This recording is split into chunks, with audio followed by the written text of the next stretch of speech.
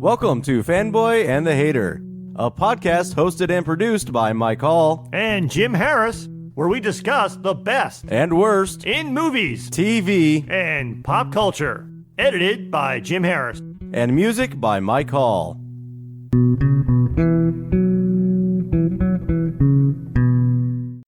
We are going to talk about the newly released Wonder Woman 1984. Normally, we don't really do a lot of new release movies because I don't like doing new release movies. I like to absorb it and think about it before we talk about it. This movie, I decided, or it was my idea anyways, to do just like a first impressions type instead of a deep dive. But then in preparation and in thinking about it, I watched this movie too many times, and I guess it's going to turn into a deep dive. And Jim, I'm really curious on your thoughts on this movie, because generally speaking, you're a deep story guy, and you can really just pull deeper, thought-provoking meanings out of movies when I'm just going along for the ride. And in this movie, I just can't really seem to find the story. I had a hard time with that as well. One of the things I did to prep for this, like you said, I'm a big story guy, and I don't like the story of a movie. It is difficult to find.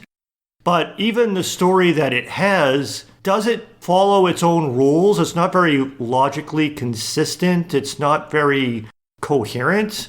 So I'm going to have some, not only do I not like the movie, but I also don't like what you can find of the story. But I would agree, it takes a little bit of digging to try to uncover the story. The actual underlying story is actually relatively simple, but we seem to waste a lot of time in this. This movie is 2.5 hours long. Yeah. And the reason why it's hard to find the story, a lot of unnecessary stuff happens. So right off the top, I guess we should say spoilers. Yes, definitely spoilers. I'm going to spoil the shit out of this movie. We're recording this the weekend it came out. So it came out on Christmas Day in the United States, at least. It was available at 12 noon Eastern Time on Christmas Day in the United States. I think I started watching it almost as soon as it was available on HBO Max. Yeah, I think it was like 10 minutes after it was available is when I started it. Basically, I wanted to make sure it was available. Then I made some popcorn. Then I started watching it. And maybe this also hurt me. I also intentionally watched the first Wonder Woman movie immediately before watching this movie. So I watched the first Wonder Woman movie, maybe had like a 10-minute break, and then started watching this one. Yeah, I watched this one standalone because I just wanted to absorb it. And then the second time I watched it, I did that. I watched the first one, and then I watched this one immediately afterwards. And man, back to back makes this one even worse. So I guess generally speaking, I didn't really enjoy this one either. Yeah, it was, I don't know if, I don't think it could have been better if I hadn't watched them back to back, but it definitely didn't help. Now, you actually watched this 3 times? Is that correct? Yeah, so, I watched it the initial watch, just, to watch it. And then I watched a couple of reviews on this, and then I wanted to watch it again while I'm taking notes for the podcast. With that in mind of what I had heard from the other reviews, I think maybe I can enjoy it a little bit more with what they had said, and I didn't. And then I watched it again today while I was taking notes, but it was just more of background at this point, because, yeah, that's all this really is. And in watching a lot of the reviews, I saw a lot of people enjoying the movie for different reasons. Usually, for most people that enjoyed this movie, it kind of revolved around nostalgia and references for the comic books and the Linda Carter TV show that ran from 1975 to 1979. Abnormal for me, I actually didn't really read many of the Wonder Woman standalone comics, so I'm not as familiar with her universe, and the TV show was before my time. It also drew a lot from the original Superman movies with Christopher Reeve, and yes, while I do like those movies, they're very much of their time, and they just feel out of place today. And so I just think this movie, it wasn't for me. And that's okay, but it just wasn't for me. And for me, I was all of 4 years old when the Wonder Woman television series was on. So I actually saw it in reruns. It was only on the air for 3 years. I saw it as a kid, but even by the time I saw it, it was already off the air, and I was still young. But I saw it right around the same time as I saw the Christopher Reeves superhero movies, because those came around, I think, in the late 70s, early 80s. Mm-hmm. And it definitely had a lot of, like, one of the things that popped through my head as I was watching this was it's set in 1984. It feels like it was made in 1984. Yeah, kind of. Because it has that kind of, like, campiness and a little cheesiness to it. Mm-hmm. That was very indicative of both the Wonder Woman television show and the Superman movies. But back then, that was almost excusable because that's the way the comic book stuff was portrayed back then. That was as good as we could hope for back then. Plus, movie making technology was pretty, and television making technology back then was also pretty poor. So we weren't going to get a lot of, like, great special effects and stuff like that. Yeah. But it definitely had that feel for it. And I think that might have been part of what they were going for. I think it very much was what they were going for. Yeah, for me, I like those Superman movies just because that's the best they could do at the time. And I just liked Superman. And I did see some reruns of the Wonder Woman TV show. But, man, those, even like The Incredible Hulk and those shows back in the day, I tried to watch them and I tried to like them because I was interested, but they were just so cheesy and they couldn't do what they should have been able to do to make it good. As far as, because I read the comics and I wanted to see the comics on the screen, and there just wasn't a way of doing that at the time. And so I always felt they were really cheesy and everything. I never really got into them that much. So, and that's probably bled into this for me as well. Yeah, it's kind of like the Wonder Woman 1970s TV show was somewhat similar to Batman 66. Yeah. That level of campiness and cheesiness, a little bit less campy and cheesy, but still campy and cheesy. But it was also occasionally enjoyable. Yeah. But it was what it was. The difference there's the Batman 66 cheesy campy was on purpose. Yes. And that made it more entertaining. Yes. They leaned into that because, like you said, it was on purpose.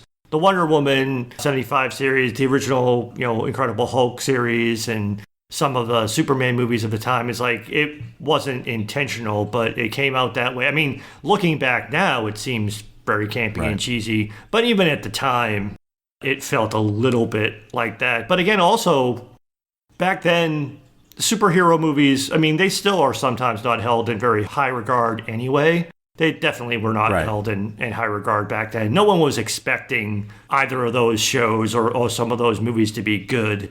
But they were expecting them to at least be entertaining enough to, at least the Superman movies, to perform well at the box office. That was about their only expectation. Well, getting back to this, if you would indulge me, I kind of want to go through the movie section by section. Like I said, I just keep trying to find a story, and I keep hoping that maybe in talking about it, that story will pop up that might make it more interesting to me. I don't want to go in depth into seeing details as we're going through it unless the conversation brings us to it.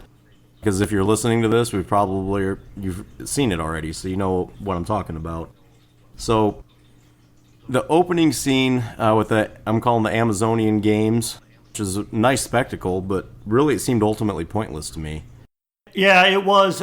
Several people have written about the fact that it's modified but lifted from the Wonder Woman comics. It was even something that they did in the Wonder Woman television show with Linda Carter.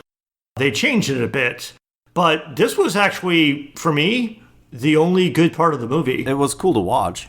Right. I didn't understand why we were seeing it. I was like, I don't know what the point of this is, especially with young Diana being in the mix, as opposed to adolescent Diana, at least, or just before she leaves the island Diana. So it's like, I don't understand why, other than maybe to give us another moment with her mentor who died in the first movie. So yeah, it's like, I didn't understand why we were doing it, but it was a well-done sequence. Yeah, it felt like it was trying to set up for some sort of life lesson that pays off later, but they forgot to finish the thought and to bring it back. Well, that was like the thing that I got like at the end of the sequence is sort of like, here's a moral of the story type of thing. Her mentor tells her, you can't win because you cheated. And she says, no true hero is born of lies.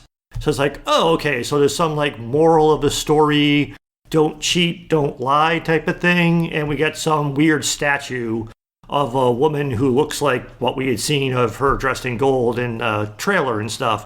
It's like, okay, apparently they're going to come back to that at some point. By the end of the movie, I had friggin' forgot about that opening sequence entirely.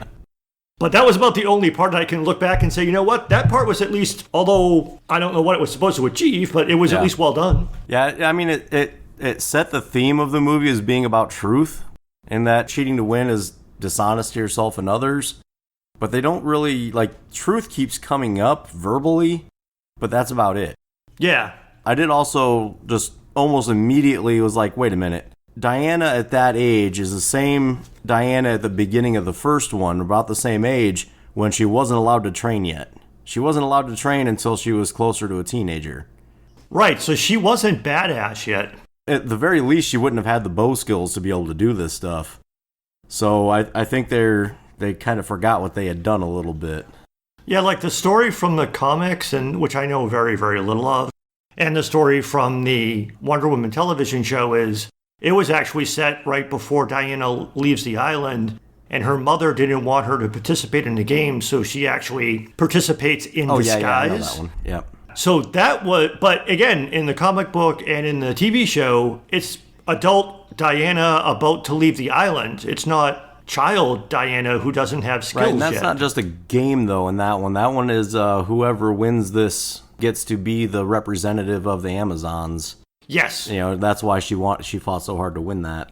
Whereas this one, she's just being a bratty kid. Yeah, exactly. Earns the right to leave the island. Yeah, which is what she wanted to do. But yeah, so yeah, this bratty kid. But yeah, like I said, in the original movie, that kid didn't have those skills yet. So yeah, I don't know. So it started me off. I was happy because I like watching that scene, but also it kind of started me off on the wrong road because I'm like, wait a minute, she's not supposed to be able to do that yet. And then moving on to the next part is the mall scene that we see. There's a robbery and she saves the day. And this whole scene is just very in-your-face 80s and extremely campy to the max to be more 80s. And it seems to be the only reason it's really set in the 80s. I can't really figure much else other than the Cold War thing towards the end. But that could be any time. It doesn't have to be the 80s. Yeah, a lot of people have actually jokingly said it's one of the least 80s movies they've ever seen. And a few people actually pointed this out. There's no 80s music in it. Once. I think there's one song. But it's there was some fashion stuff. There was breakdancing. Yeah. There was one song. But yeah, it's not really, other than in the Cold War thing. But yeah, it's weird that it's set in the 80s for that. But yeah. That scene in the mall, that was around, I was tweeting while I was watching this, and at the end of that scene, I tweeted 20 minutes into the movie, wow, and I don't mean that in a good way. Because like you said, it's very campy, and in all honesty, I thought, I didn't know anything about the mid-credit scene. I honestly was waiting for a Linda Carter cameo in the mall. I was expecting her to be like the mother of one of the kids. Because it's this seems like an homage to the 1975 television series. So maybe they're going to do a little wink, wink, nudge, nudge, and have Linda Carter be like that girl's mom. The whole movie, I was looking for that. But after that scene ends, it's since that didn't happen, it's I don't know what the point of that was. To me, I think it was really just, they just stretched that fight out so much longer than it should have been. But I think it was just that whole scene was just to remind us what her powers and tools are. To show the headband, to show the lasso, just show her the way she moves around, the way she fights, just as a reminder of, hey, this is the character. That's about it. And then it kind of goes from there it bleeds into a photo montage of everything that's happened between the movies. If you follow along, kind of what, shows her and Chief, I think it was, freeing some people in World War II from camps. It shows the woman that helped out with back at the office while they were doing their fighting. Etta Candy? Yeah, it showed her as an older woman when they're on a ship together and stuff like that. It just kind of a photo montage. And then you got the lonely dinner. It kind of shows that she's very lonely and misses Steve still, but when she's fighting and everything, she seems to find a lot of joy in helping everybody. And that's about it. It's just kind of a reminder and a setup of here's where she's at. So then we jump into the museum scenes. We meet Barbara, first in the museum, and then later at dinner. We kind of get to know that character. We or see the first time, somewhat learn about the super magic godstone thing. And we meet Max Lord. Diana saves Barbara when she's walking home alone. And it ends with the party and reintroduction of Steve Trevor. Now, one thing that just immediately pissed me off when we first meet Barbara Minerva is she's such a cliche, unpopular person that it hurts. I'm so sick of that. I'm tired of seeing, oh, she's got messy hair and glasses and people don't pay attention to her. Aww. Not to jump ahead, but all she has to do is take off her glasses and ruffle up her hair, and all of a sudden she's beautiful and popular. But yeah, it was disappointing. I mean, I wasn't terribly happy with Kristen Wiig's casting. I mean, I like her as a comedic actress, so I don't have anything against her, but it's like, I don't understand why she had to play Barbara Minerva / Cheetah. The only issue I had with that, I mean, she does okay with it, but it was very much me watching Kristen Wiig play Barbara Minerva. I wasn't watching Barbara Minerva. Yeah, exactly. Which everybody pretty much expected. And just as an aside, going into this movie, I usually seek out like spoilers and try to figure out what's going on beforehand. I did not do that with this movie. I saw the official trailer once, which I think we saw together in theaters last year during one of the times we went to see Rise of Skywalker. They played the trailer for Wonder Woman 1984. And then other than that, a few snippets of people playing part of that trailer again a couple of times, and that's it. And the only thing that I was concerned about when I saw the trailer was, why and how is Chris Pine back? Right. And that was the only concern I had going into the movie. Is it's like, I hope it's going to be a good movie. I know it's probably impossible for it to be as good as the first one because it was so good. But why and how? And in that museum scene with the Dreamstone and the dude wishes for a cup of coffee, I was like, no, please, no. No. Don't have her wish Steve back. Please, no. And that's what happens. Yeah. I'll talk more about that in a little bit. And that was the point at which I tweeted, seriously, what the fuck is this? That's where, like, up till that point, I wasn't really liking the cheesy, campy story. But like I said, the story was still slowly unfolding. But once we got to that point, I was like, facepalm. I was like, no, don't do this. Please don't do this. I stayed on board at that point. I was like, all right, they might be able to do something with this. Let's see where it goes. I was disappointed, but at this point, I was on board.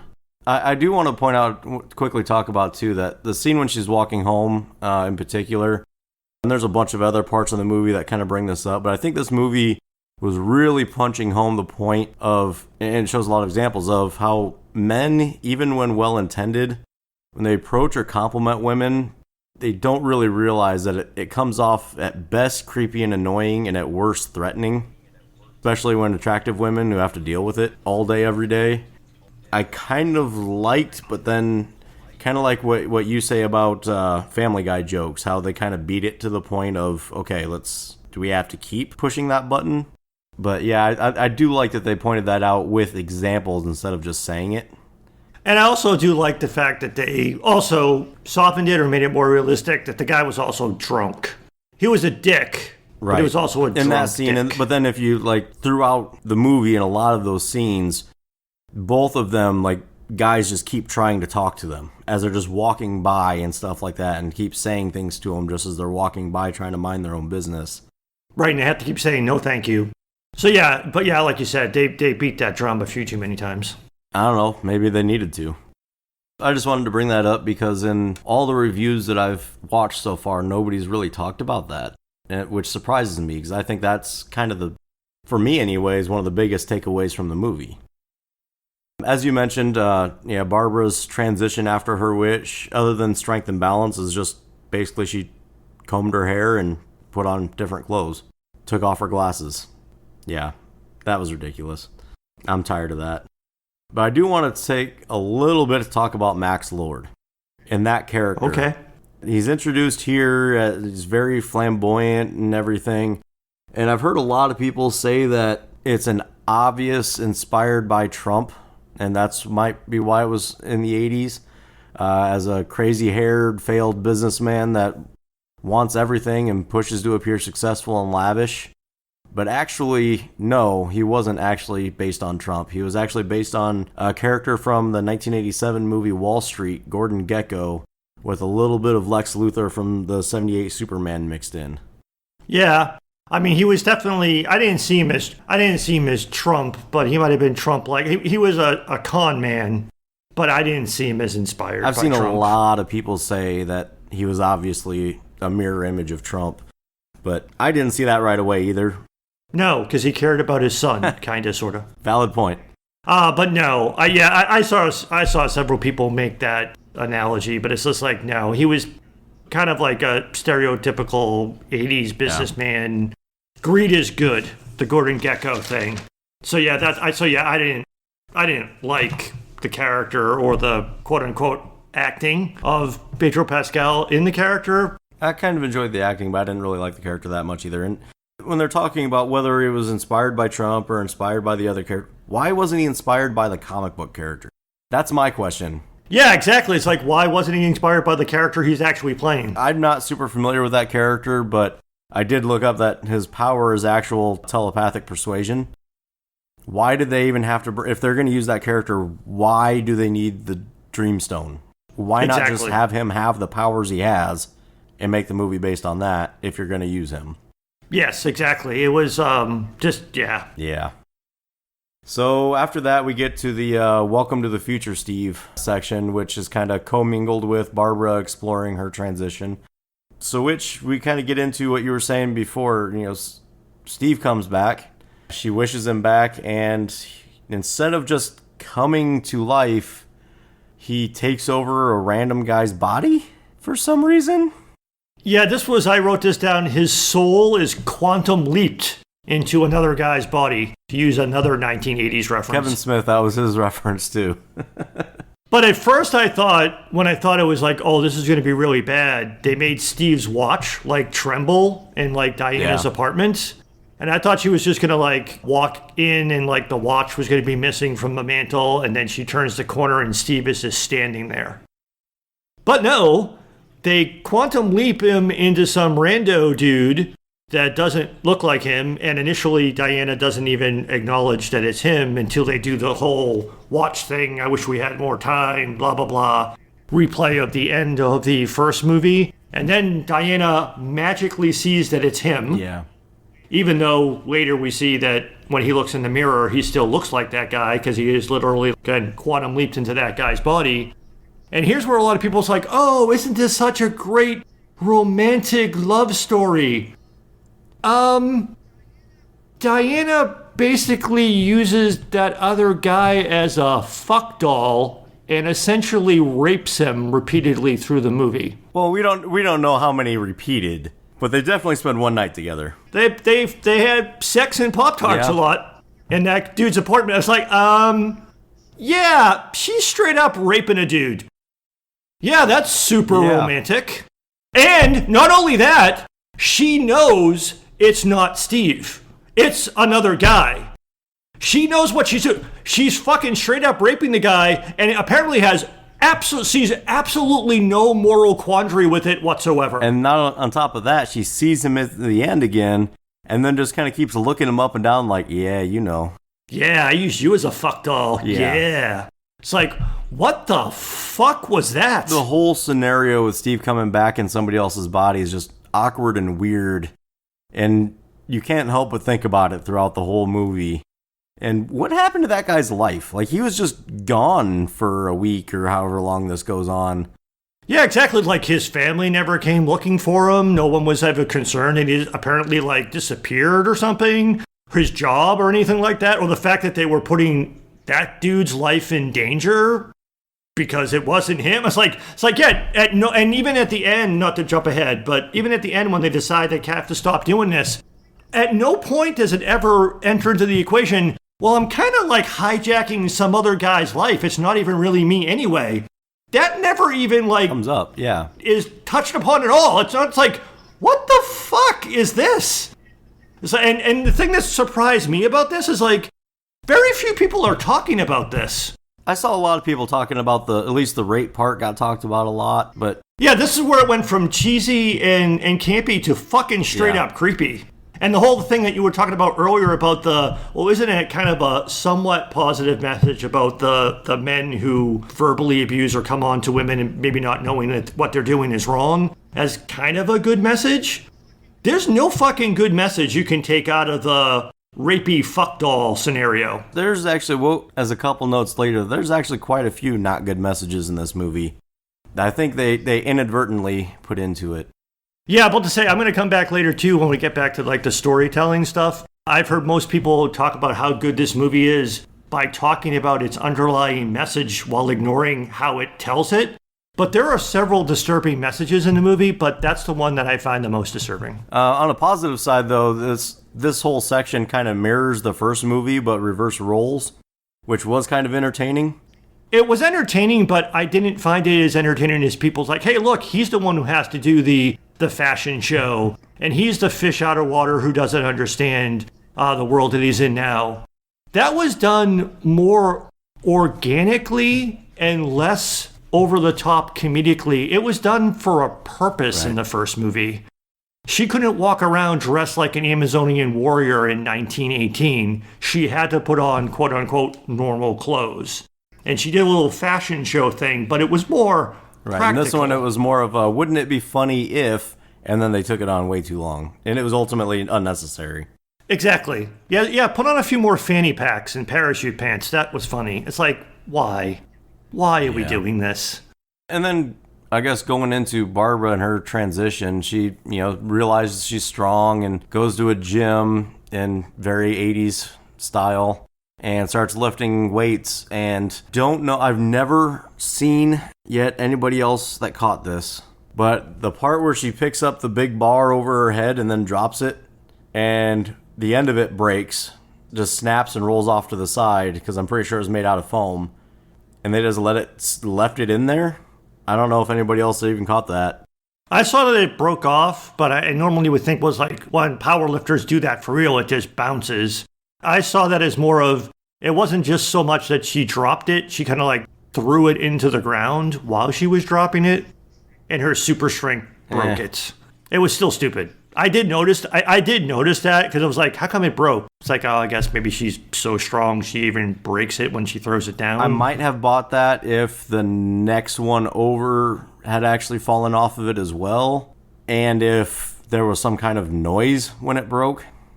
But no, there wasn't. And it was ridiculous, and they left it in. It was a very 80s gym, though. Very. And then the section kind of ends with Max basically wishing to be the genie and somehow knows how to manipulate people because he understands the rules of it somehow. This is one of the things I was going to get into later, which we can come back to, but how the rules of the Dreamstone get inconsistently applied throughout the movie. But I was partially not as disappointed as I thought I would be, because I literally thought we were going to get the genie thing of, I wish for infinite wishes. Yeah. If you get one wish, oh, how are you going to get around that? I could wish for infinite wishes. Oh no, I just want to become the Dreamstone. Huh? Okay, that's only marginally better? I looked at that, I was like, all right, well, let's see where this goes, I guess. I was still somewhat on board, and I was like, they could pull it off, maybe it'll turn around. Because remember, I'm the one that actually likes Justice League and Batman v Superman. Upon repeated watchings, I've learned to like it. And this one, I'm like, okay, those ones, they pulled through and they told a story. It may not have been great, but they told a story. Let's see where this goes. And it just doesn't really go anywhere. So I guess from there it goes into the investigating the stone. It becomes a mystery scavenger hunt movie where they're trying to figure out what the stone is. They go to Egypt and Wonder Woman starts losing her powers. And this was actually, I think this is when we get close to around the halfway point of the movie. It might have actually been a little bit after they first come back from Egypt, might be when it was. But as we approach like the halfway point of a movie, like an hour and 15 minutes in, my next to last tweet was, if I was actually watching this in the movie theater, I would seriously consider walking out. Because the movie at that point was just so bad that I was like, I almost don't care what happens next. It's like, I don't even care what they do with the rest of the movie. There's no way to save this movie from how bad it is. Yeah. Well, at this point, I was still on board. Yeah, I mean, I've never walked out of a movie, but it's like, I would have seriously considered walking out of this movie if I actually saw it in the theater. But I powered through and watched the rest of the movie. Yeah, the part I found not necessarily difficult to watch, but I was just kind of really like, really? They're going that far with this, is when the Barbara starts turning quote unquote bad by defending herself and just beating the crap out of that drunk that assaulted her earlier and was trying to assault her again. And I'm like, well, yeah, I guess she goes overboard with it slightly, but she's really just defending herself. I don't really see that as a bad turn. Yeah, if the homeless guy hadn't stopped her, she probably would have killed him.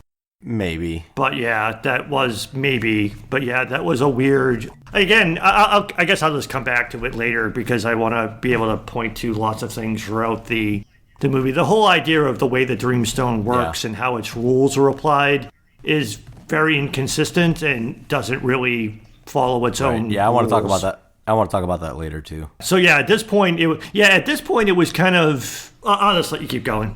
Yeah, we'll talk about that later. I just want to talk about, there's the chase scene, which is really the only time she really tries to use her powers in the movie. It's the only time we hear her theme song, I think, in the whole movie. Her powers are starting to dwindle, which doesn't really make sense, because why are her powers slowly dwindling when everything else is instant, which goes into the inconsistency that we'll talk about later. Yeah, that is one of my big issues, is pretty much everyone else. The whole idea that the Dreamstone, you make a wish, and it takes something from you that you consider valuable or your most valuable thing, which Max uses somewhat creatively by then choosing 4 people, which again breaks the rules.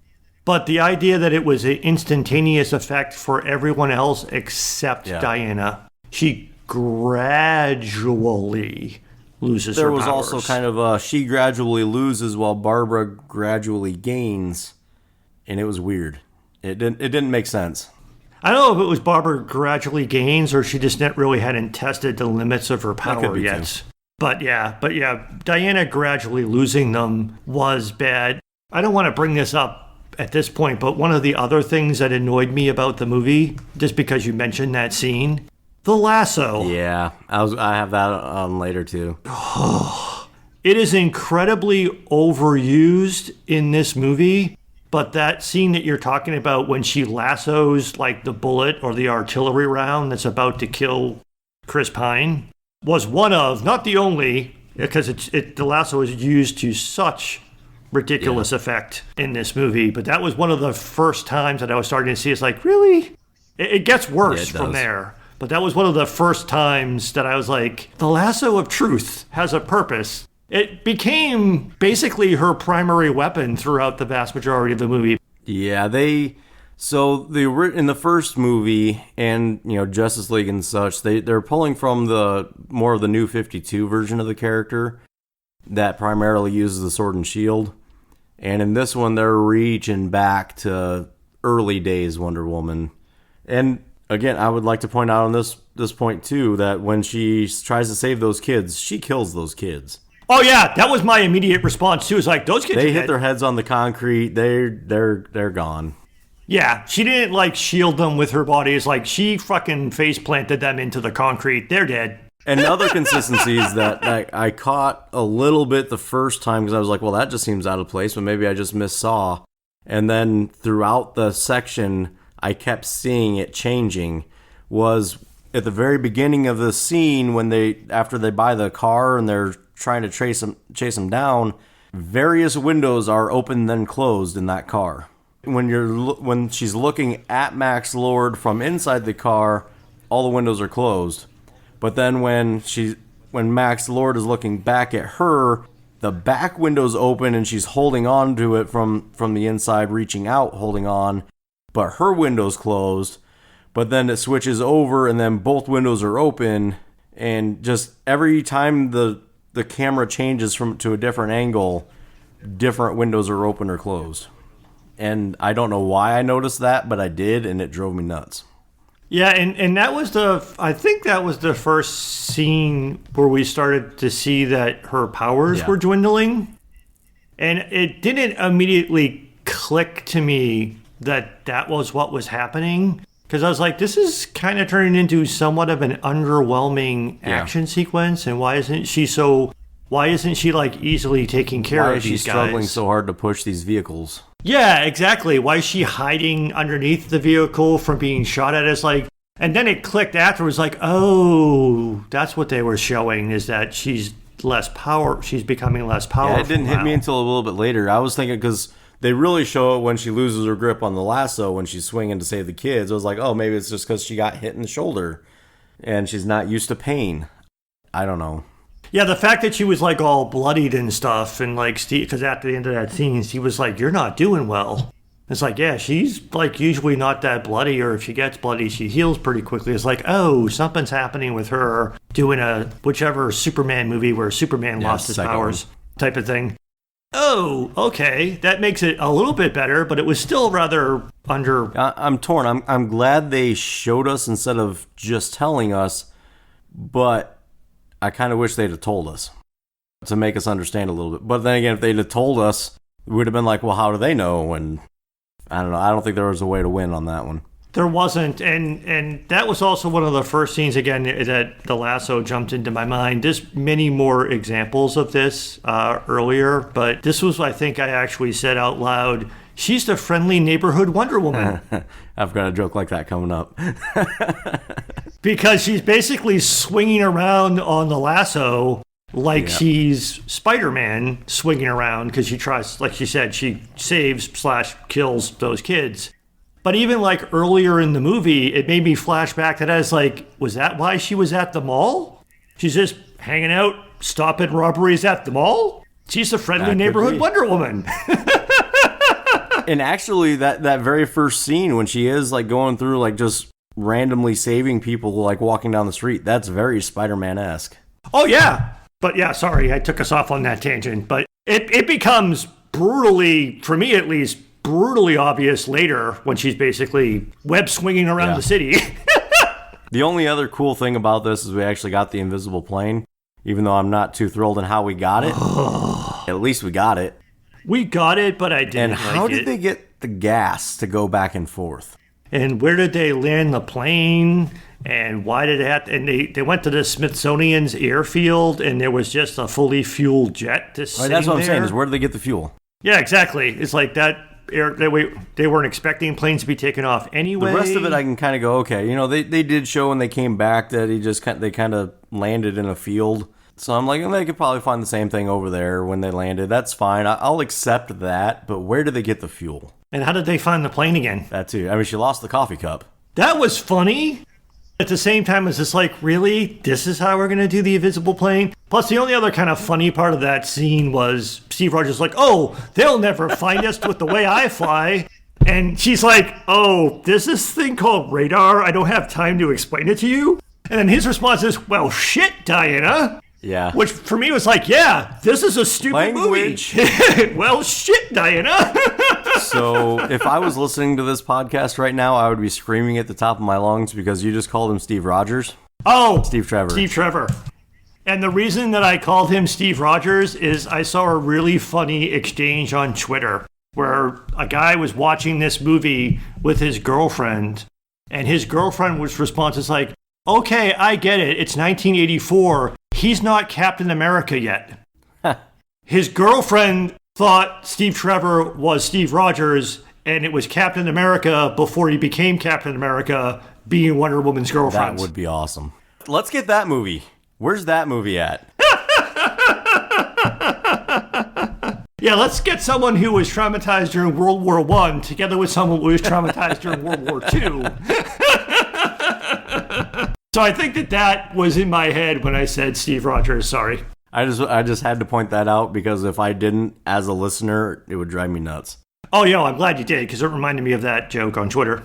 And then we get on to the next section, which is, I just call it Max Lord Goes Crazy with Power. And this is where it lost me. And this is where I want to get into the wishes. Basically, he's just sitting there. He's granting everybody's wishes so he can take more and more and more. And what's his cost? His health is draining, but is that the cost of his wish, or is that granting the wishes is costing him his health? I mean, they don't really explain that at all. What is Max Lord's overall goal here? Is it power? Is it money? Is it success? I don't understand what's going on, and they never actually say it. The only thing that they approach to is the general 80s theme of greed is good. I want more is better. But here's where, this is where it started to drift in terms of the rules. So when they gave you the Dreamstone at the beginning, you only got one wish, and it enacted a cost from you, where it took either what was most valuable to you or something that you considered valuable. When Max gets the stone and becomes the stone, he now decides, he makes someone else grant a wish, something either he wants or something that person wants. But as soon as that person makes a wish, he then decides what would be most valuable to him. So not what that other person might consider most valuable. Oh, I'll pick what I want from you, which changes the rules of how the Dreamstone works. But we don't really know how the Dreamstone works. We just know it takes something. And then the analogy that's given is the monkey's paw that takes the most valuable thing. Exactly. But that's what I mean. It's not really well explained, but it definitely shifts to he's now consciously choosing what he wants. But like you said, why is he suffering any effects at all? If he's become the Dreamstone doesn't get destroyed after a couple of people make wishes on it. So why is he even suffering any ill effects at all? And why he ends up doing this later? Why not just have someone take someone's health? Say, hey, you're healthy, I'm healthy. He does that too. later. Yeah. He ends up doing that later. But so it's never really quite explained why he does something like that. I'm coming up with a theory right now. So the stone itself is not sentient. And it's based off of God's power, right? So it just takes whatever's the most valuable or most valued by default. When he takes on the power, since he's sentient, then he can then decide what the cost is for each wish. I can buy that. Perhaps the health deterioration is because he's using a god's power in a mortal's body. Maybe. I don't know. You also see throughout the film is he's kind of losing Alistair, which is his son. And I'm like, okay, is that his repercussion? Is he's losing his son? Or is that his son's repercussion is that he's losing his father? Because his son does make a wish, and he never says anything of what he's taking in return. Can he decide not to take anything in return? He does once. He gives Barbara a second wish and doesn't take anything But she in return. loses more of her humanity was what she was losing in the first place. So I don't know. It's horribly inconsistent. It's never really explained. Exactly. It's just one of those things, like, if you want to run with something like this, I don't mean, like, stop the movie and give us a 30-minute PowerPoint presentation on how the Dreamstone works, but establish the rules and follow the rules. Maybe the health thing was the initial cost of his wish to become the Dreamstone. Maybe that cost was losing his health. Maybe. They didn't really quite make that also, but if that's the case, why then is his health gradually deteriorating? Why does it seem like every time he uses his power, he gets weaker? Shouldn't that have just been a cost? So again, it's just not very consistently applied in terms of that. And then, I mean, they create a problem to create a solution. Right. Problem is, he needs to touch people. He wants stuff from people. He needs to create an opportunity to get in front of people with power. The guy in the Middle East who has oil, the president of the United States later. But he has to physically interact with them, which limits the ability to use the power.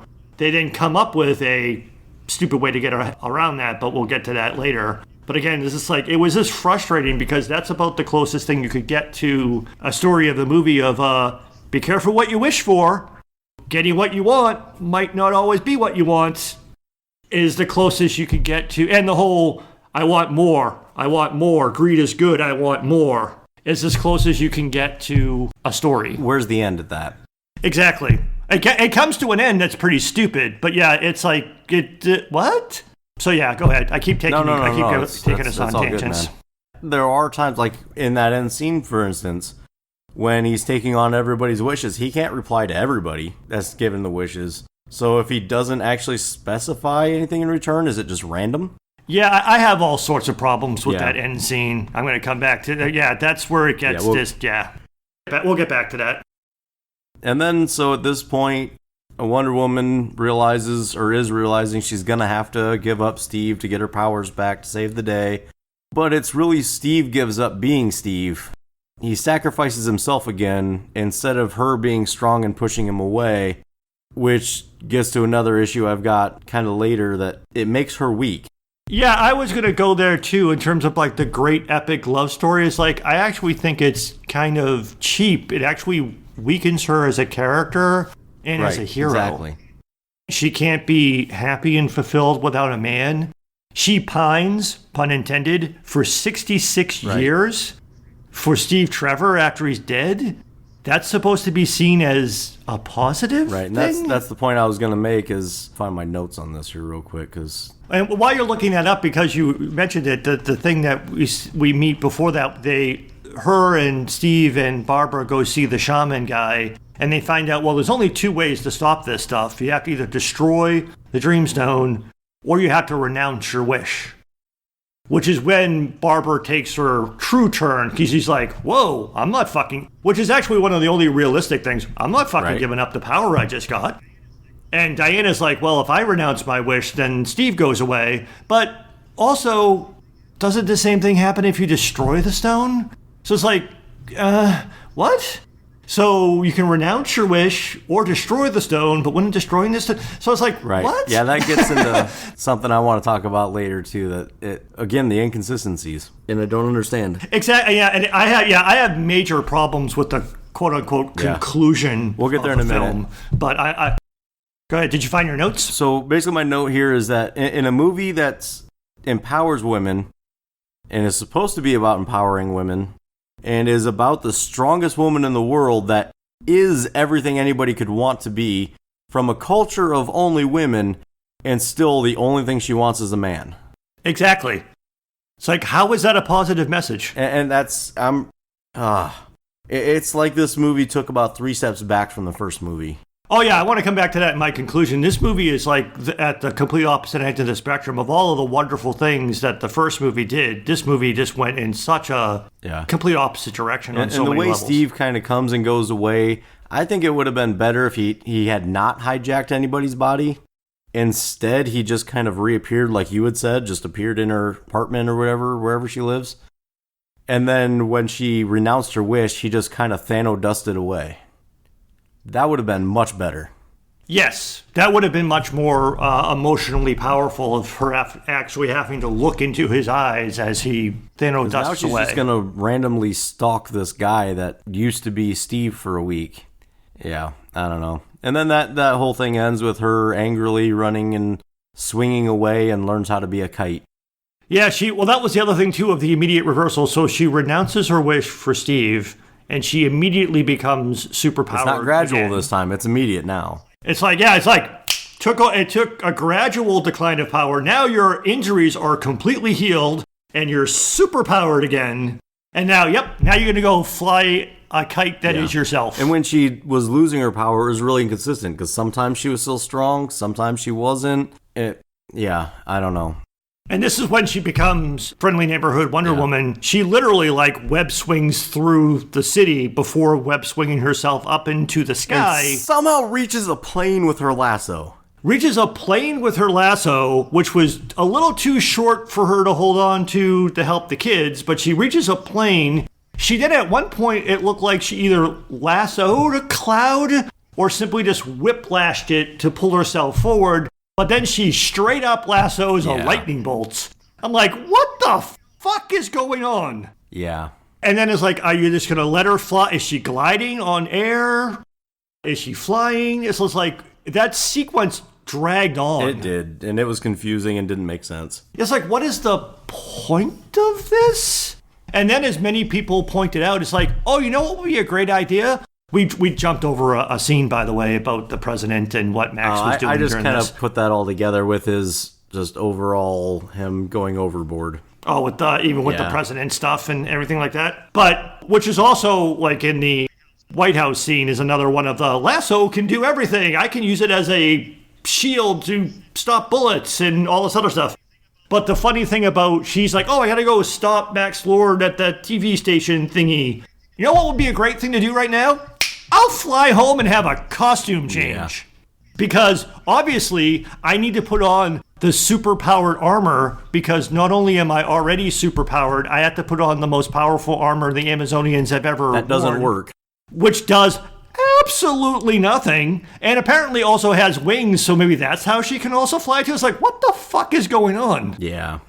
And then as many people have pointed out, not to jump ahead, that superpowered Amazonian armor was pointless because it gets ripped to shreds by Cheetah. Let's just talk about that. So, yeah, jumping in, final fight. You know, Barbara actually becomes Cheetah that we all know and love and have wanted to see. Although she just says she wants to be an apex predator. Why couldn't they have just established earlier? They said she likes zoology. Why couldn't she have just said that she likes cheetahs, and then here she wishes to be more like a cheetah? And there was even a cheetah in the background when she said she was a zoology person at the Smithsonian. But then earlier there was more of a prominent, there's a lynx there, and then the coloring of this is more like a lynx instead of a cheetah. Not to mention the fact that she looks like she had just jumped out of the Cats movie. I haven't seen it, but I liked how she looked, except for she was just way too gray. I would have liked her to see her brighter colored. But then that armor, which immediately gets ripped off, is built to withstand all of men's power, but was immediately just ripped to shreds. And the wings worked somehow, like she could move them around. Was it the same magic as the lasso that does whatever she wants it to do whenever she wants it to do it? I don't understand that at all. And she's pretty much indestructible in her miniskirt outfit. But let's give her a head-to-toe armor because apparently she needs that. She's already indestructible. So what's the point of the armor? Exactly. Just to get ripped away and to look cool for a couple minutes. And realistically, one of the things that I was really excited about for this movie was to see Cheetah. So if you're not Cheetah is Wonder Woman's like number one foe. And she was in that form for literally just under 4 minutes. And the entire fight scene was her blocking with the wings of this armor that eventually get ripped off, and then she just shrugs off the entire armor and is back to being her again. And then there's 4 minutes of Wonder Web swinging around. I don't know. And then at the end of it, for some reason, Cheetah gets the electrical shock, but Wonder Woman's fine. Even though she's wearing a metal conductive suit. And neither of them are in contact with ground, so it wouldn't actually... Yes, exactly. How the huge electrical shock incapacitated Cheetah, but basically looked like it had absolutely no effect on Wonder Woman, was just a weird way to end, an anticlimactic way to end that fight. And then after that fight, she goes into... Max Lord is basically doing the Riddler's plan from Batman Forever. Broadcasting out, touching everybody, which... I will accept works because he had the one guy wish that it would work. So it worked. Okay. But then it's just, the ending is just, it's so epically anticlimactic. She wins with a speech, but at least she doesn't kill anyone. And then this was one of the things where people were saying as an aside that one of the things that they were hoping to see in some comic book movies or superhero movies was the fact that violence doesn't need to be the answer to everything. I was okay with that. And I can understand that sentiment, but it doesn't really make any sense. So she stops the television from broadcasting, but he's still connected to people, apparently, because they're making wishes, and he's the Dreamstone, and then he steps into, like, the light beam like that was supposed to do something. But the thing that I really didn't understand was, how does her lassoing his leg do anything? It was broadcasting the truth, because remember... The lasso is powered by truth and can show people truth. but somehow her speech was going through with that. I don't know. And then that was somehow supposed to, like, she was saying all this thing, you shouldn't renounce your wish. And he's like, why would I ever do that? And she's like, I'm not talking to you. Okay, it doesn't really make a hell of a lot of sense. I mean, again, obviously the alternative is kill him because he's the Dreamstone and that would stop all of the wishes.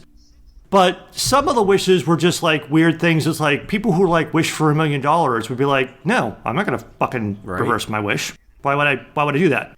But the main thing that I had a problem with was, okay, global thermonuclear war. Oh, all the missiles are in the air. I renounce my wish. Poof, the missiles go away. No, the only missiles that were created by a wish were the extra missiles that the president asked to be close to the Soviet Union so that they could destroy them easier. At the very least, the Soviets launched their missiles in retaliation to the US's strike.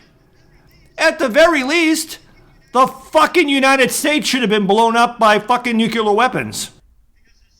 Because the Soviets didn't wish for nuclear weapons. The president of the United States did. They might have. But no, we saw them launch missiles in response to the US launching missiles. So all of the nuclear missiles go poof, plus some of the nuclear missiles that the US launched were not wish missiles.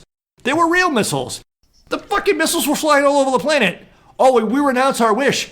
Poof. They all go away?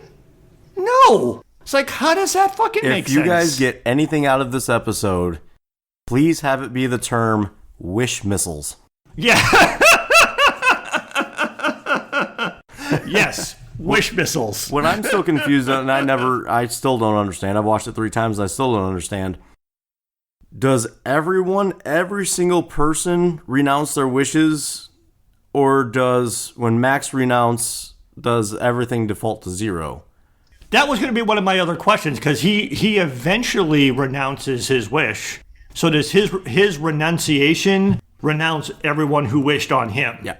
But even then, again, not everything that happened was a direct result of wishes, and the wishes being poofed away just seemed like the world was like on the precipice of nuclear disaster, and then poof, it just goes away. Right. And everything's all cleaned up. All the vehicle accidents and murders and everything just all suddenly get cleaned up. Yeah, that's the other thing too. The world should have still been like completely fucked up. Like there were a couple of examples of more direct stuff. Like the guy that says, I wish you were dead, and the woman dies, and then he renounces his wish and she comes back to life. Okay, there's a little bit more of a direct quid pro quo.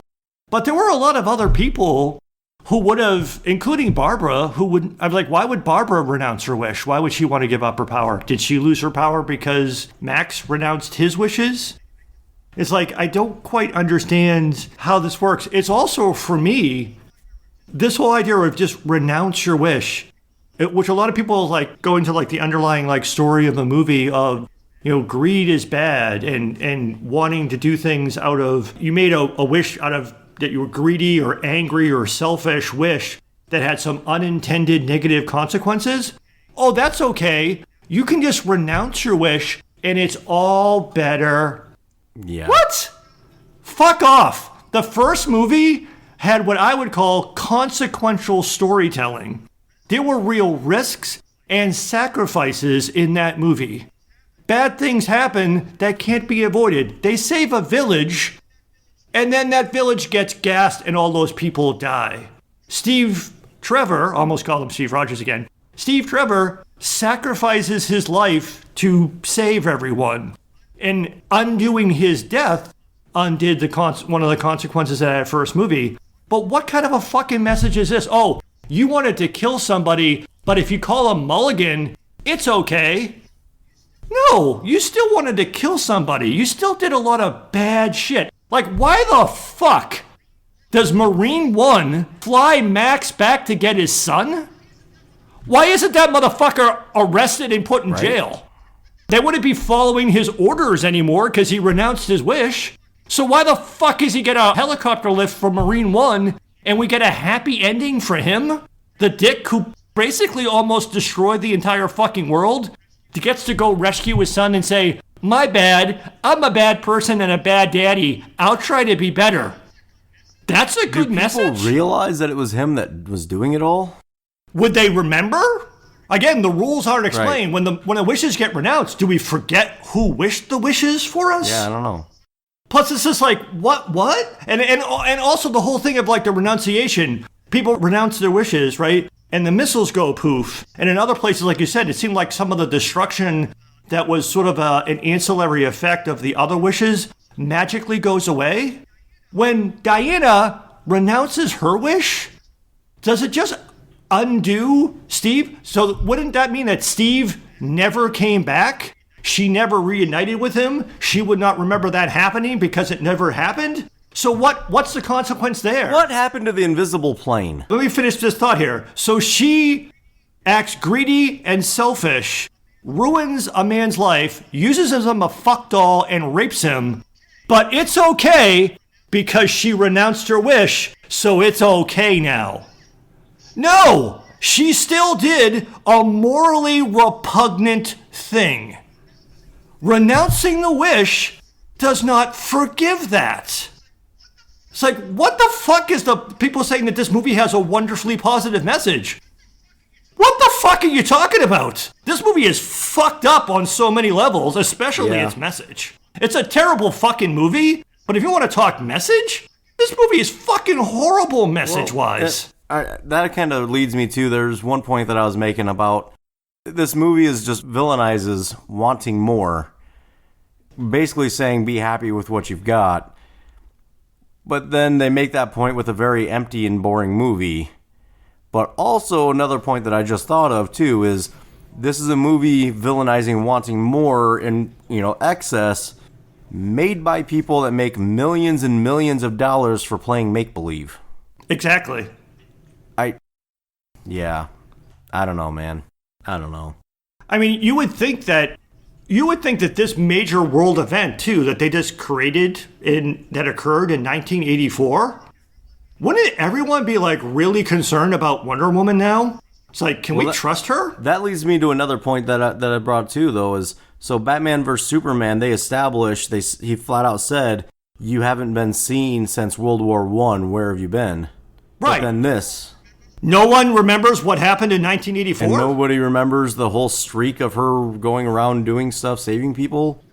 If Bruce Wayne convinced himself he had to kill Superman, a young Bruce Wayne in 1984 would have been like, I gotta fucking kill that Wonder Woman chick too. But apparently, when you renounce the wish, apparently we all forget about it? Really, I really liken this whole thing to like an after-school special. It has very much that campy, cheesy, we're going to teach you the moral of a story, almost like we all woke up and it didn't really happen. Which almost kind of feels like how the movie ends. Like, did any of that really happen? Or did the renunciation of the wishes mean that none of those things happened? But Wonder Woman seems to remember what happened, or maybe she doesn't. Maybe she didn't know who that guy was. But that's also kind of open-ended. I guess maybe you could maybe view the movie that way, that the renunciation of the wish wiped that whole week from existence, and that big do-over, none of that actually happened. Yeah. I'm asking. You watched the movie 3 times, so I only watched it once. I don't have answers, man. I'm still really confused by this whole thing. So do you want to go back to a conclusion then? I've got some other point, like just overall general points. Go for it. I mentioned some of them already. I really almost wonder if the whole point of this movie... I keep trying to find a point to the movie. And was the whole point of the movie just to show that Wonder Woman learned how to fly? Did she? Yeah, because at the very end, she jumps up into this air and flies to wherever she hears the sirens coming from. So, like, I mean, you got that scene where she learns how to be a kite, and then from there learns how to fly. I don't know. That lasso is incredibly magic. It's not just truth.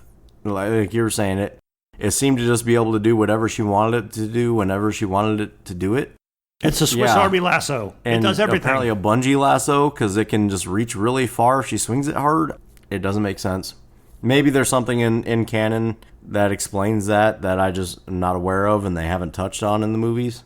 Maybe she's a yellow lantern and it's a light construct. Nice. Nerdy reference. But yeah, it's like the overuse of the lasso was just wacky. And I get they were going for just a much more PG version, a much more lighthearted version of a movie in the DC universe, because they're being mocked for being so dark all the time. And I can see them wanting to be a little more positive, trying to be positive. But like you said, that's really not all that positive if you actually think about it. And that's the thing that's kind of weird, though, too. I mean, the first Wonder Woman movie, is a little bit dark and gritty, but I mean, it's set during World War I. It would have been stupid to try to make that light and airy. Once you've established that character as having been born in war and hardened through actual pain and loss, how do you turn around and go campy and cheesy with the same character? It's such a complete 180 that's what was so jarring. I think what this movie to me should have been and could have been, first off, Max Lord, absolute worthless character, and shouldn't have even been in this movie. I think this movie should have focused much more on Cheetah. It should have started kind of the way it did with the two being friends, and then have Barbara start to build up a bit of resentment about Diana and how perfect Diana is, because let's face it, she is perfect. And through that, maybe she does find some sort of wishing stone of some sort and wishes to be strong and fast, more like a cheetah, and then she becomes Cheetah and then blames Wonder Woman for it or something like that. That could have been a much more interesting movie. Yeah, in one of the comic runs, Cheetah gets her power from an Amazonian there's 3 dagger. different cheetahs, at least, that get their powers in different ways. Yeah, so maybe she accidentally cuts herself with a dagger or somehow becomes the cheetah somehow, and then make that be like you said, she's like Wonder Woman's chief villain, so maybe they could have done something with that. But yeah, I don't know. I mean, again, going back, the first Wonder Woman movie was a great origin story, excellent character development, the setting of historical fiction with World War I, the blending of mythology into her origin story and her character development, and then, again, the consequential storytelling of real risks and real sacrifices, and then culminating with a literal battle between gods. I mean, it was epic. I mean, it's one of my favorite DC movies, which isn't saying much because a lot of DC movies are mediocre, but it's also one of my favorite standalone superhero movies. I really like the first Wonder Woman movie. It is an excellent movie. This movie is at the complete opposite end of the spectrum. It's not consequential storytelling. It's campy. It's cheesy. It overplays the romance angle, but it also does it in a creepy way. And it tries to, like you said, an after-school special type of moral to the story. There were morals to the story of the first Wonder Woman movie that were done well and felt earned and felt like she was saying. They didn't just keep telling us truth. They showed us the morals. And in the first movie, kind of going off what you were saying, the first movie worked so well because of the characters, but not just the main 2 characters. We cared for the side characters. We got backstories for the side characters, and we liked them. And in this movie, it just ended up flat. And then, like you said, it culminated in this big epic fight scene between 2 gods. There was no big epic powers fight scene in this entire movie. Unless you count the chase scene where she didn't really have all of her powers, or the Wonder Web swinging scene, which they don't really even fight. They just swing around for a while. Right, and I understand that a fight scene between her and Max would have been very underwhelming, unless he, wished for powers or something. But a real fight scene between Wonder Woman and Cheetah would have been amazing. Yes, it would have been. But yeah, they were trying to go with a softer, gentler, more approachable, I guess. To me, I mean, this is going to sound stupid because I'm a guy. I don't know anything about feminism. Or I should say, I don't try to claim to be a feminist or anything like that. But the first film felt like it had a feminist bent to it and created a strong female hero. This movie felt like it was made by someone who is scared of strong female characters. This movie felt like it was made by an anti-feminist. Oh, no. A woman's worth comes from a man, and if she doesn't have a man, she's not worthy and she can't be happy. And she can't beat people up. That's not very feminine. I'm wildly off base and I will get yelled at for saying that, but it's like a very anti-strong woman, anti-feminine While I movie to me. don't disagree with you, it does circle back though. One of the key points of Wonder Woman, what makes Wonder Woman an interesting character in a world with Superman and Batman and everything, is that she actually does really want peace, and she really does try to find ways of winning without fighting. So I'm actually okay story-wise of how it ended peacefully like that, without actually having a fight with Max Lord or anything like that. But in an action movie, it doesn't work. Is it even an action movie? I guess they tried to create a non-comic book action movie. And maybe that's... Which, again, just like on the face of it, it doesn't mean that would be a bad thing to do. I'm not saying that that's why it was bad, because they didn't have enough fight scenes and stuff like that, or it had to be resolution through violence or something like that. It's just that's not why it was bad. I just think it was just not done well. Yeah, I think they took the aspects of Wonder Woman that we love and they implemented them in the wrong parts. Like in the mall scene, if she would have used the empathy and resolved that one without violence, I would have been much more fine with that. Yeah, she uses violence against non-superpowered people. At least one thing, though, that is consistent, I guess both movies to me kind of revolve around the good and evil that reside in all humans, and how everybody has a little bit of both. And if the evil can easily be triggered, but overwhelmingly people are underneath generally good, at least most people are. I like that. Both movies are kind of that way, and this one just keeps trying to hammer that home, it feels like. At the end of the first movie, she was like, when she's writing back to Bruce or whatever, she's sort of done that little narration. It was like, I see the lightness in men, but I also see the darkness that is within. Which is why I would have almost kind of thought, I mean, again, not to completely change the movie, but it's like if you wanted to have an excuse to go back to Amazon Island at the beginning of this movie, I would have found it interesting for her to go back after World War II and go back and talk to her mom and stuff. It's like, I defeated Ares in the war to end all wars. And then 20 years later, the world of men erupted in war again. Should I even return to the world of men? Is it all just darkness that will eventually come out? Is there any light left? And again, and then it's 1980. I mean, she's gone through World War II. She's gone through the Korean War, the Vietnam War, and other conflicts around the world. She should almost be a little jaded. It's like men keep starting wars. Why do I want to stay in the world of men? That's true. Yeah, I don't know. On one hand, though, it would be more interesting that way, but when she left the island, she was told she may never return, which I take it as you might never return because she won't be able to find it again, because she doesn't really know where it's at. Well, I took that multiple ways. You may never return because you might die. You may never return because you will not be allowed to return after you've basically spoiled yourself in the world of men. So yeah, I took that as a But anybody that knows the character knows she goes back and forth quite a bit once she figures it out. So I think that's something they should save for maybe another movie or two. Make it a little more epic. Mm-hmm. But I mean, one of the reasons why I think her in the Justice League timeline works, like you said, her character always looks for a way of peace, and not just in the movies, but in the comics and stuff.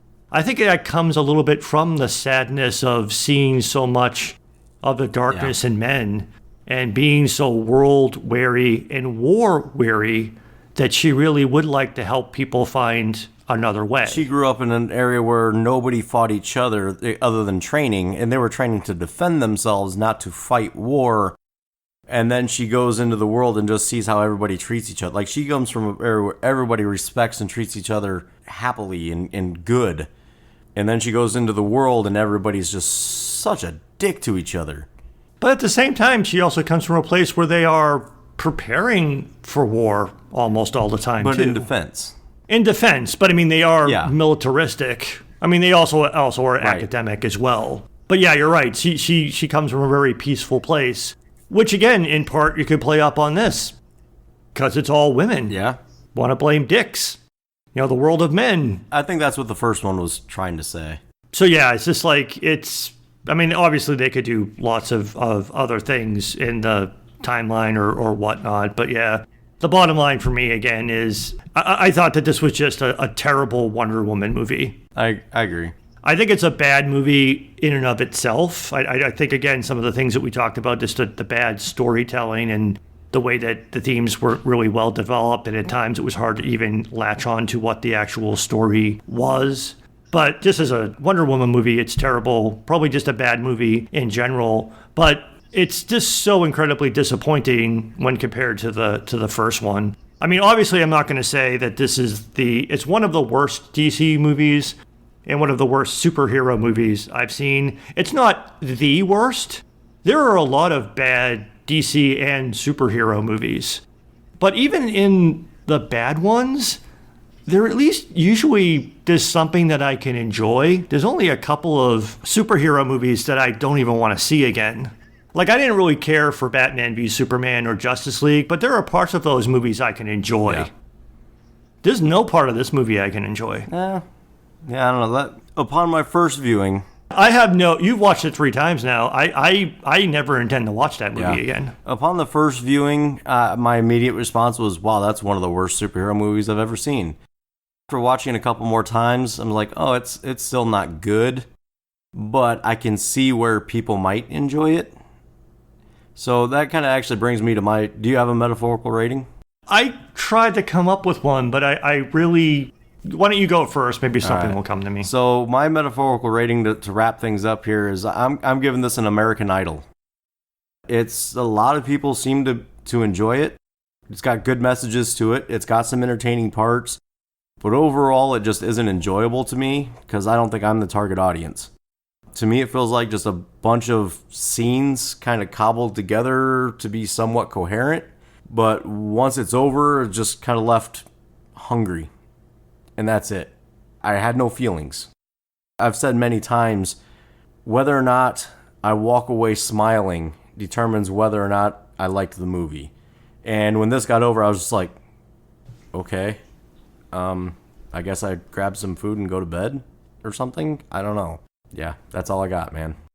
Yeah, I'm struggling to come up with a good metaphorical rating. I was toying with something to do with the lasso, but I mean, I can't even come up with a good metaphorical rating because, again, I can't latch on to anything.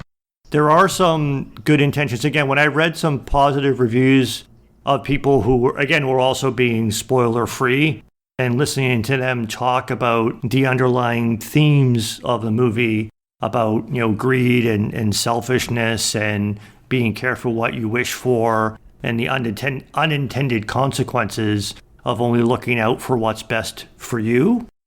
I understand that, yes, those are the underlying themes of the movie, but you have to look real hard to find those. It doesn't make the movie good, it just makes the idea good. The idea of the movie is better than the movie itself. And I'll say, too, a lot of the people that I saw reviewing the movies, they saw, pre-screens of the movies. And I really wonder if they're only giving positive reviews so they can keep getting pre-screenings of movies. And there's a couple of them I could watch where I could kind of tell that they're really stretching trying to find things to say positive about it. I really think that the positive reviews are a stretch and they're not nearly living up to what they really mean or what they really think. Which kind of goes into, if you look at the ratings for it, right as of today, IMDb score of it's 5.9 out of 10. And Rotten Tomatoes is 65% tomato meter with a 72% audience score. Those are low numbers. Those are definitely not blockbuster movie numbers. And this movie would have, if it actually had come out, if COVID didn't screw up the movie schedule in 2020 and it actually had come out when it was originally going to come out, I think this would have bombed at the box office. I agree. Yeah, so it's one of those things. I saw that it had mixed reviews before I saw it, which is usually a bad sign because usually studios do a very good job of selectively giving pre-screenings to reviewers that will give them a positive review, or at least will focus in on a good part of the movie and talk about that part of the movie in order to give it a positive review. But the fact that it was getting some negative reviews, even from the pre-screenings, was concerning to me and other people. And I really don't understand how people, other than to go back to one of the points you made, maybe it's simply because we're not in the target audience. Yeah. And maybe the people who really like this movie were looking for something different. I mean, again, we've talked about superhero fatigue a lot. So maybe people were looking for a different kind of superhero movie. And it's definitely a different kind of superhero movie. Just because I didn't like it doesn't mean that other people couldn't. Right. And a lot of the things that I ended up screaming about that I found very problematic, I don't know, maybe I'm reading too much into those things. It could be. Yeah, I don't know. But I was excited at first because all I had seen, because unlike you, I do not look at any kind of spoilers. I don't look at reviews or anything until after I've seen it. But I had heard that there was negative critic reviews, which got me excited because, as we've said in the critics and audiences episode, usually if critics don't like something, that means I'm going to like it.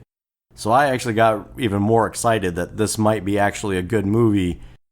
And man, it hurts me to say I agree with critics. I agree. And again, I also come back to what we had said off the top. It's like, I don't know if it was because of how awesome the first Wonder Woman movie was, all but guaranteed that this movie was going to be a step down. Yeah. There was no way the sequel was going to be as good as the original. That first movie was just a masterpiece. It had its flaws. It wasn't perfect, but it was, again, one of my favorite standalone superhero movies. Not just DC, just in general. One of my favorite live-action superhero movies. And the fact that I watched that again, right literally 10 minutes before watching this movie, maybe that soured me on it right there. It could be. That movie, I think, is better than it should be. I would objectively say that it's actually not that good of a movie, but it's highly enjoyable anyway. The first one. Yeah, maybe, and maybe the thing is the creative, I don't know if I would call them creative risks, but the swings that they took in that movie worked. Right. And maybe it's just because, and maybe I'm more in the target audience for that. Maybe the war movie thing spoke to me better. Maybe the mythology thing spoke to me better. I mean, again, who knows? Maybe it just hit me at the right time. I don't know. Well, that's what I was saying about this one. I feel like it's kind of cobbled together. Like they had ideas. They took a bunch of ideas and kind of created scenes around the ideas and then tried to find a way to mush them together. So instead of having like an overall movie, they just had individual scenes they wanted in a movie. Yeah, like there was a lot of people have also pointed this out. It's like, I think there was too much Chris Pine in this movie. Like they played up, like a third of the movie is a little bit too much on the Diana Steve Trevor relationship. Yeah. Which is arguably not necessary to tell the story that they were trying to tell, other than that they wanted to show that the hero could be just as tempted as regular people. Well, that kind of goes into, I guess I'd skipped over the characters and acting portion that I wanted to talk about. Chris Pine, I thought he did fantastic with his part, but his part was bigger than it needed to be.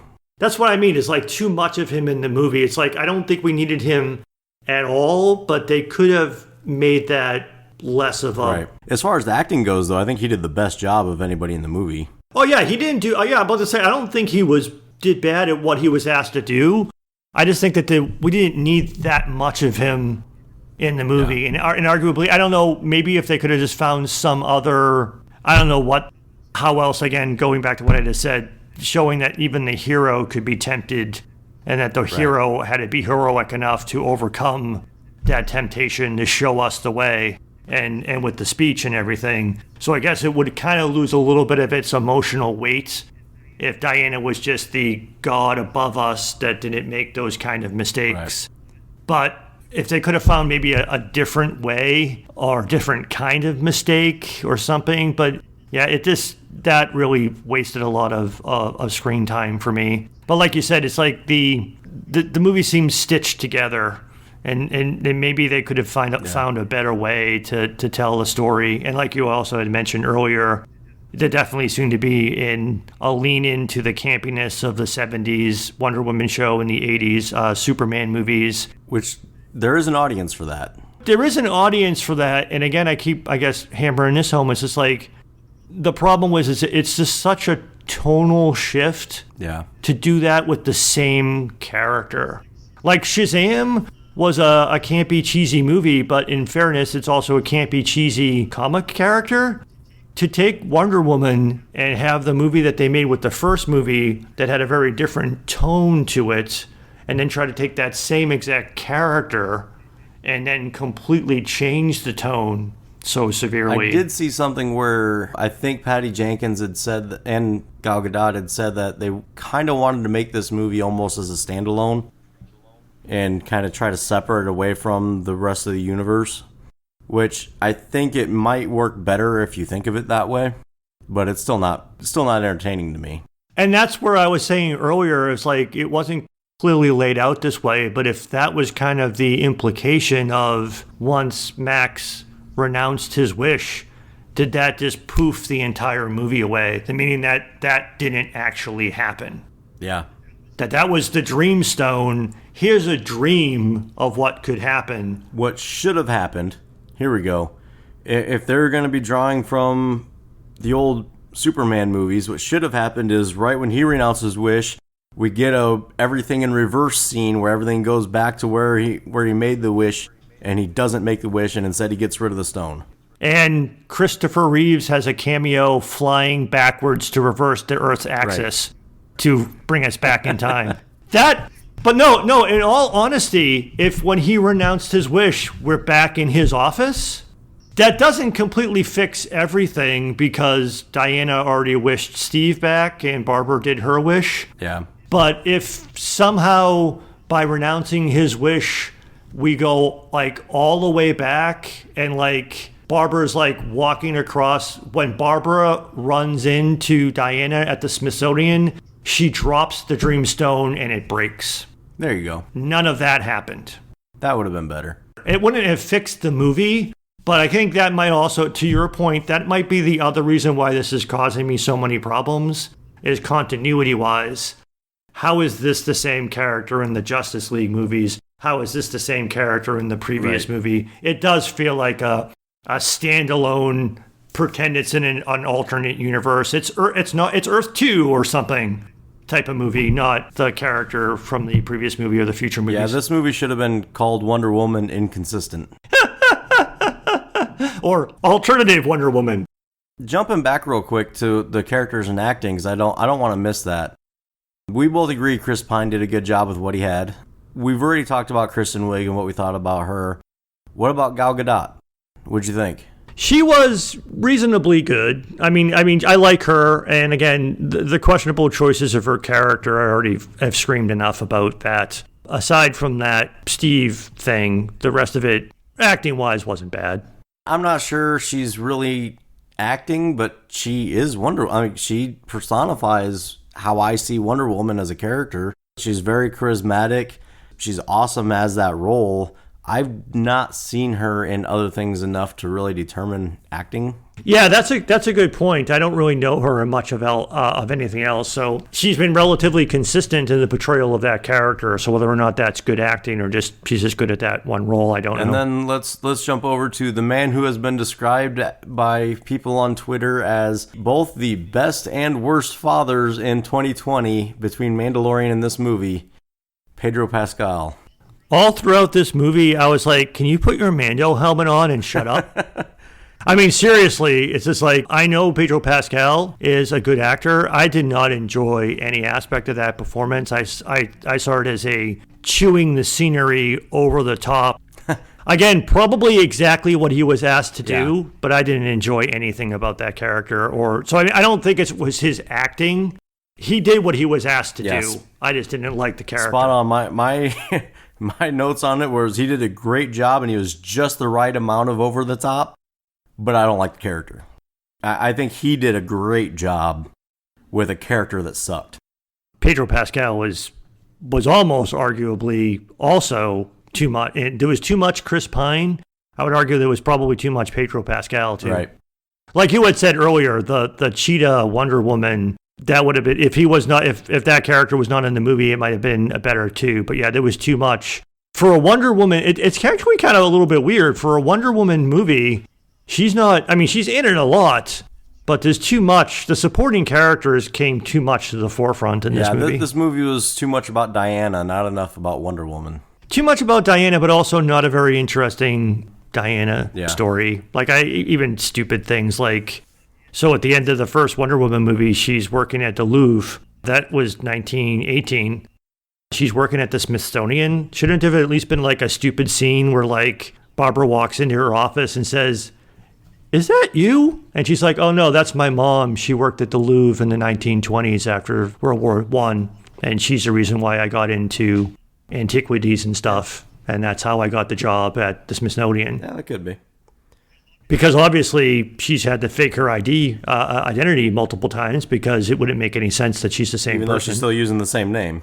Yeah, still using the same name and still looks exactly the same and hasn't aged at all. But Right. again, nitpicky thing. Well, let's finish this off with the mid-credit scene.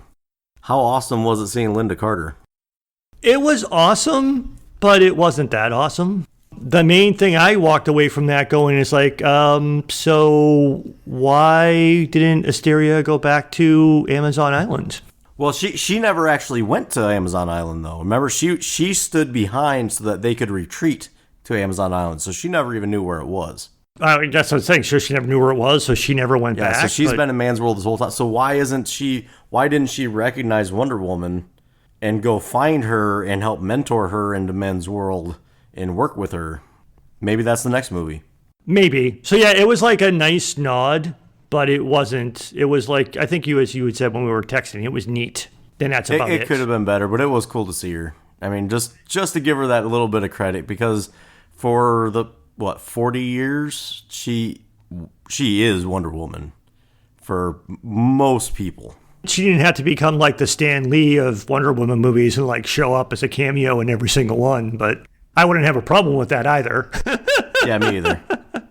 Actually, I honestly would have liked to see her as being the mother, the queen. That would have been better. Yeah, that was a weird. I don't know why they didn't do that. That would have made sense. Anyways, I think that's all I really have to say about. Actually, we talked way more about a movie that had nothing to it than we have with some deeper movies.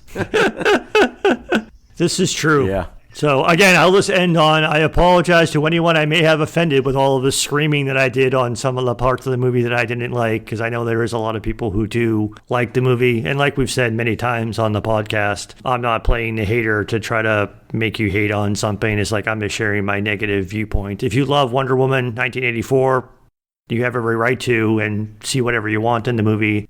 And if you love it, then love it. You know, don't let an idiot like me try to convince you otherwise. Yeah, it wasn't for me, and that's okay. If you enjoyed it, you enjoyed it. But if you were offended by Jim, make sure you reach out to him on Twitter and let him know. Indeed.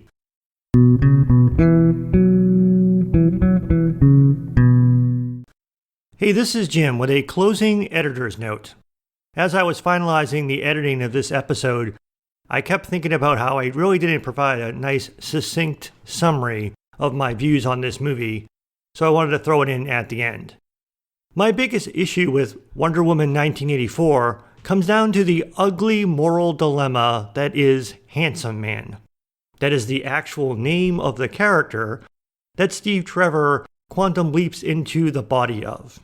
My biggest issue is that in a movie supposedly built on the messages of truth over lies, compassion over selfishness, and peace over violence, Diana rapes Handsome Man without moral quandary or remorse. And this ugly moral dilemma at the heart of the movie's narrative is why I think it is a terrible superhero movie. It's also very frustrating because it could have easily been avoided by simply wishing Steve back into his own body, which completely eliminates the ugly moral dilemma of Handsome Man. However, even doing that, this transforms Wonder Woman 1984 into a disappointing superhero movie, because as Mike and I discussed throughout this episode, its muddled storytelling doesn't develop and deliver its underlying messages effectively. And that's a wrap on our episode on Wonder Woman 1984. Lasso, folks! Thank you for listening to Fanboy and the Hater. We really appreciate it and would love to hear your feedback. Give us a rating, write a review, Reach out to us on Twitter at fanboyandhater. email us at thefanboyandthehater@gmail.com. You can find all of our episodes on our website, fanboyandhater.podbean.com, That's PODBEAN. where you can download the free Podbean mobile app for Android and iOS. You can also find us on all major podcast platforms, including Apple Podcasts, Google Podcasts, Stitcher, Spotify. iHeartRadio, and many more. Once again, thanks for listening to The Fanboy and the Hater.